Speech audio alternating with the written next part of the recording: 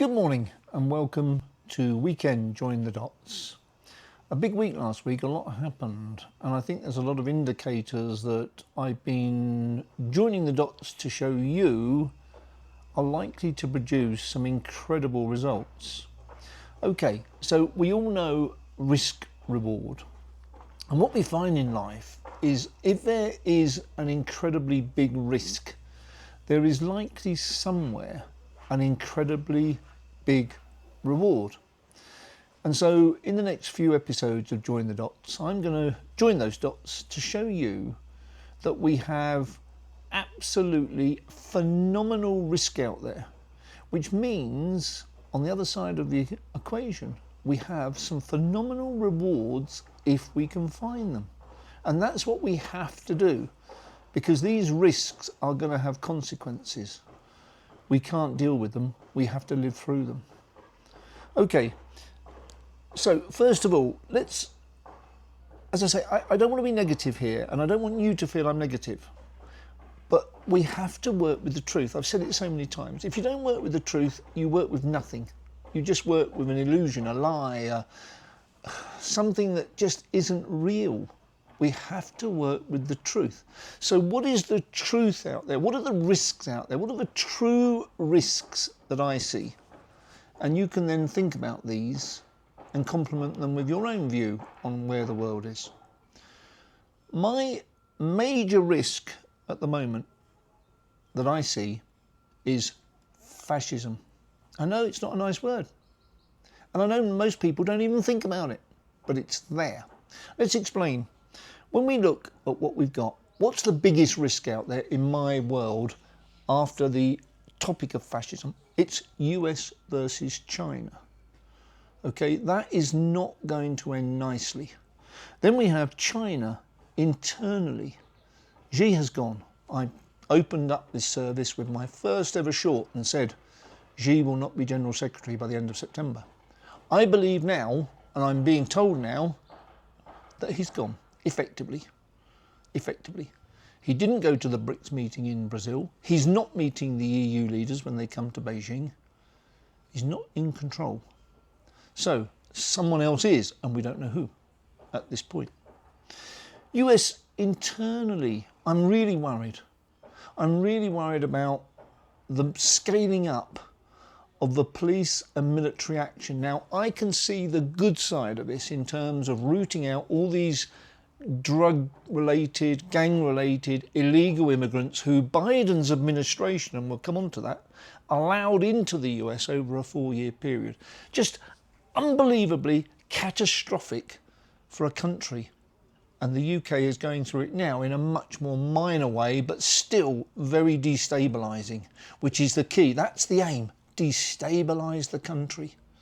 So the US is being destabilised through the Biden period. Now what do we know? Just another risk. Who was doing that? We know that Biden wasn't fit to govern. We know that. We saw him shake hands with ghosts on a stage. We saw him fall over a few times, especially climbing up the steps for Air Force One. What else did we see? I saw Joe Biden say, after a speech, God save the Queen. And the Queen had passed a long time before. No compos mentis person, let alone a president, would say such a callous, horrible thing, because he just wasn't in control of his thoughts or his speech. Now, what we've seen this week to confirm this is that the doctor throughout that period has pled the fifth, rather than discuss with Congress what was happening. He's pled the fifth. You only plead the fifth when you're criminally or likely to be criminally charged. He pled the fifth. So who was in charge of America through those 4 years? Who allowed the destruction of the borders? Who allowed all the fentanyl in? Who allowed the woke agenda to grow to such a level that it almost consumed every minute of debate? So the US internal politics are a huge risk now. I'm hearing overnight that I always get this wrong, Dan Bongino did not turn up for work yesterday at the FBI. Now remember, Dan Bongino, I'll get it right. Okay, Dan Bongino was an incredibly articulate and very honest person. He can't take what's happened with Epstein. He can't take it, is my view. Okay, he can't take the lie. He can't accept the lie. And I've said it in my messages on this site.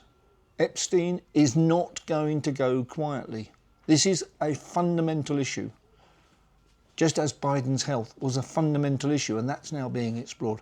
Just as getting rid of all the illegals is a fundamental... These are fundamental issues that will internally disturb massively the US. But what does that lead to? When you get an internal disturbance that is colossal, how do you react? Well, generally it's authoritarianism, isn't it? Yes, fascism, total control, no other opinion. I've told you before, those are the two key definitions for me. No other opinion allowed, total control. We saw it totally through COVID with the vaccines. We're seeing it now in societies across the world. UK, we're going to have a hate speech in where you can't even have a little chat with your mates in the pub because you're risking someone hearing it, reporting you, and you're in jail. This is fascism. And I will keep saying that word until people accept it, because it's there. Okay, so we've got internal politics in the US. We've got crises in the US. We've got global trade crisis. We've got tariff crisis. We've got global trade disputes.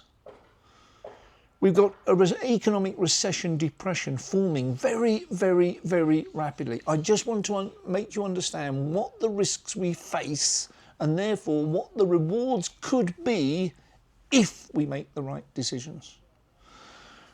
We then have food supplies. Hasn't affected you yet, maybe, but we have a crisis in food supply coming, and it's moving rapidly. We have a crisis in medical supplies. All the supply chains are being disturbed by the tariffs, by the trade disputes. They're all being disturbed. So we have risks, risks, risks. And guess what? I haven't even mentioned Ukraine. I haven't mentioned Iran. I haven't mentioned Russia. So can you see how many risks we face as we move forwards? They are unprecedented. In my life, I was born in 1958. I've not seen anything like this. I've not seen anything like it. I've not felt anything like it. But I know we have to cope with it because we can't avoid it. None of these are avoidable now. None of them. They're going to have to play out. And as they're going to have to play out, we have to be on the other side. We have to be on the reward side of that equation, because that risk equation is colossal now. Okay? Think about it. I didn't even mention the wars in the first, 5, 6 minutes of risks. The wars are in somewhat of a distraction in some way. Now, that's not to disrespect the people who've had to fight in those wars.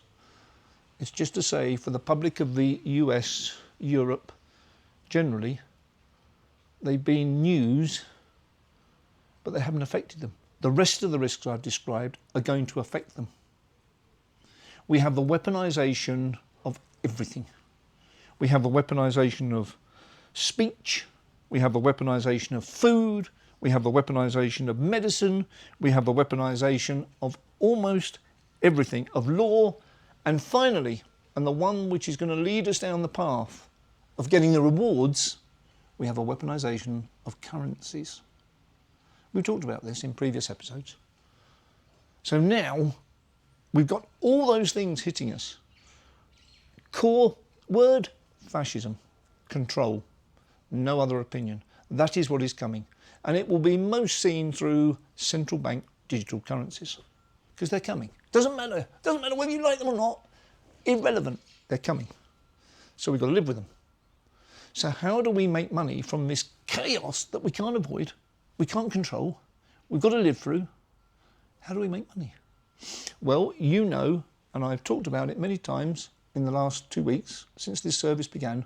I've joined the dots for you over the last 5 years, watching a huge number of commentators, whittling those commentators right down to those who I perceive to be honest, truthful and useful and helpful for us. Okay, I've done that. And so that's what I'm going to lead on throughout this next week. We're going to talk about all the rewards that we can make. I've already given you the hints. I've given you gold, I've given you silver, and I've given you XRP. As it happens, yesterday was a tremendous day for all three. I'm recording this on Saturday. The Friday market showed a tremendous day for gold, silver, XRP, and for the two miners, in which I personally have invested, and I'm not recommending it for you. You have to do your own research. And as I said yesterday, please understand that you work however many hours a week, however many weeks a year for your salary. So to protect your investment, to protect your future, to protect the money that you've worked hard to earn and save, you have to do research. It's another job, if you like. It's your second job, is to spend time. I will try and shorten that time by bringing you the very best commentators on the areas where I see the possible rewards out of this absolute chaos which we're going into. Okay, so next week we're going to talk about all these things, but please understand the risks out there. If you don't see those risks, you are never going to see the rewards, because you won't balance them in your mind. You need to balance these risks and rewards, and you need to see that we are facing crisis after crisis. On the other side, there is opportunity after opportunity if we position ourselves correctly, if we plan, if we prepare, and if we position ourselves correctly. Thank you very much.